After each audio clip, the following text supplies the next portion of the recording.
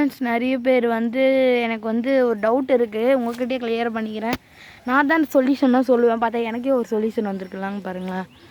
இது பாருங்கள், இந்த இருக்குல்ல, இந்த இலையெல்லாம் இந்த மாதிரி காஞ்சி போட மாதிரி ஆகுதுங்க. இதை நான் கிள்ளி விட்டாலும் மறுபடியும் வருது, அப்படியே விட்டாலும் கூட மறுபடியும் வருது. என்ன பண்ணதுன்னு தெரியல. ஆனால் இது பக்கத்தில் வரது சூப்பராக வளருது. ரெண்டுமே நான் தனித்தனியாக தான் வச்சேன். இது பார்த்திங்கன்னா ரெண்டுமே ஒரு சீட்லேருந்து தான் வந்துச்சு.